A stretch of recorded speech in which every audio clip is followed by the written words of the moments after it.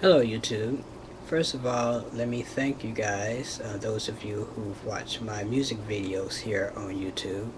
I'm still experimenting with sound and I don't have everything quite the way I want things to be here on YouTube, but I'm working on it.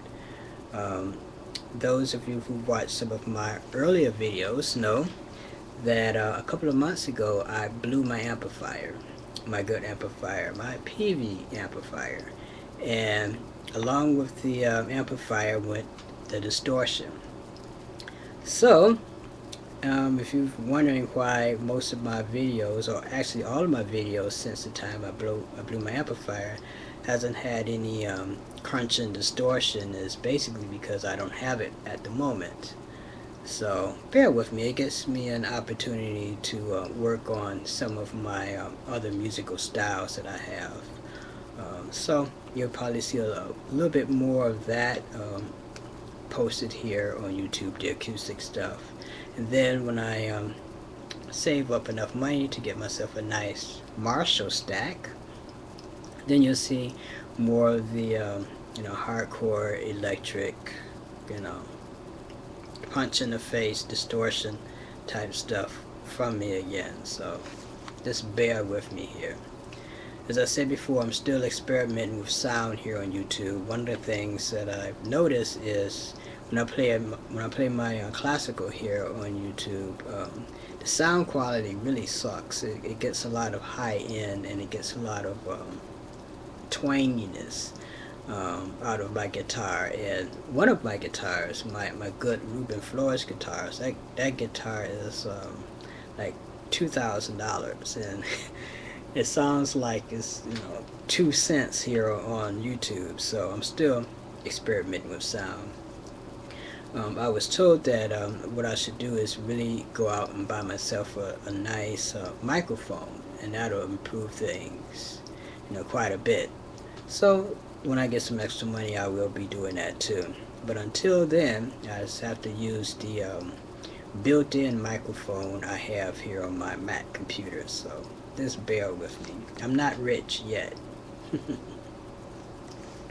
People have been emailing me here on YouTube some musical questions for me. Basically, they want to know, one of the things that I get a lot from people is how come I don't sing. Sing and play guitar basically here on YouTube. It's not because I don't know how to sing. It's not because I haven't been trained to sing. It's basically because when I was at Wayne State University, most of my musical training was classical, and with a little bit of jazz. And with the classical stuff, I wasn't singing and playing my instrument. It was just mostly, hey, you gotta learn this piece by Villa Lobos, so you gotta learn this piece by Bach, or something like that, So I wasn't doing a whole lot of singing and playing guitar. So if you see a lot of videos of me not singing, that's why.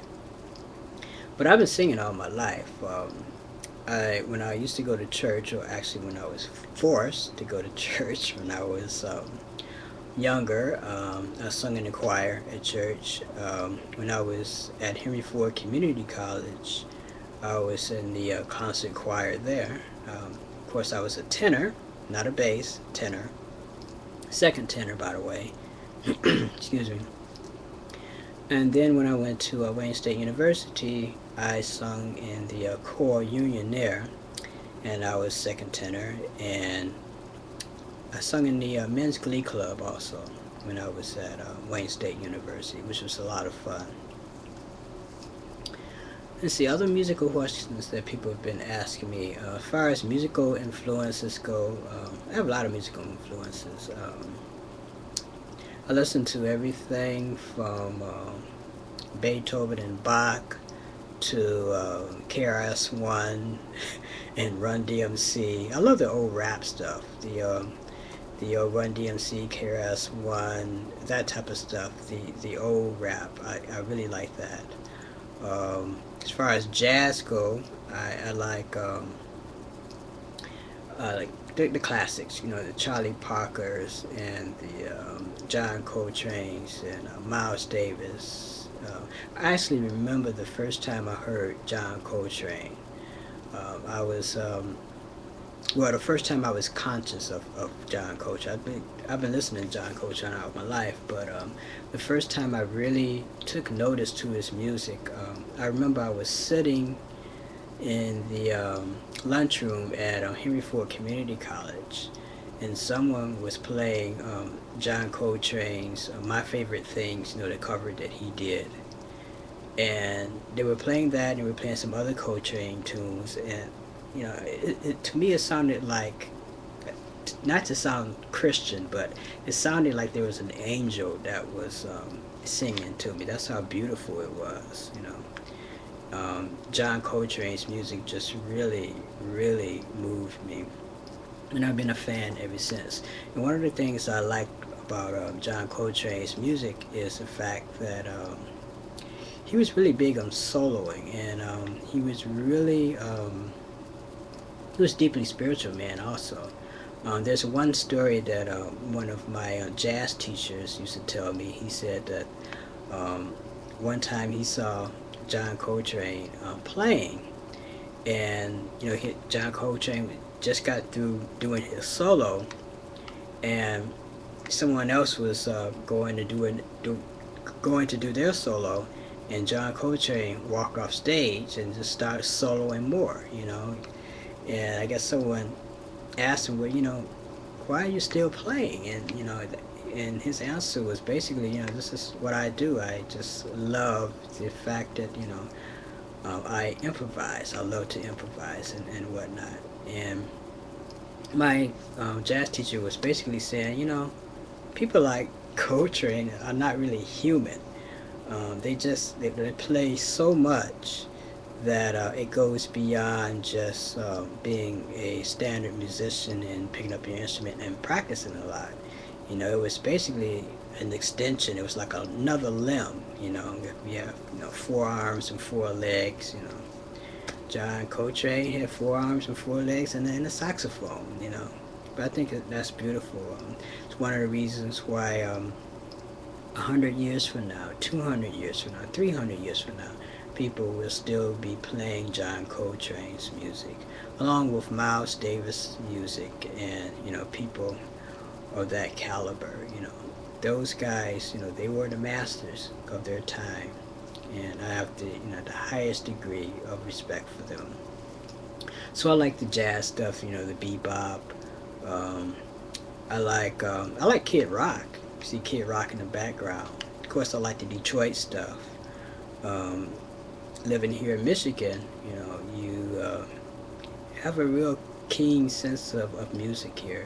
I think every big artist who's come to Michigan really has a respect for the audience here. One of the things that Bob Seger is famous for saying is one day he was reading Rolling Stone, and Rolling Stone said, Detroit audiences is one of the best rock and roll audiences in the world.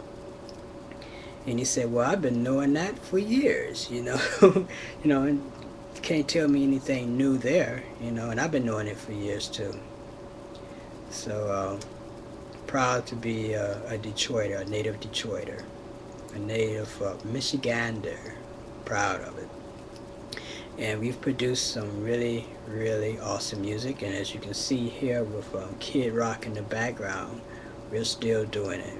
And we might not have Motown like we had, back in the 60s, but there's still talent here in Michigan. So I plan on getting my career started, and those people who are really making good music, I plan on taking them with me, all the way up to the top, because this is what I plan on doing for a living. I'm not just a witch, I'm also a musician also.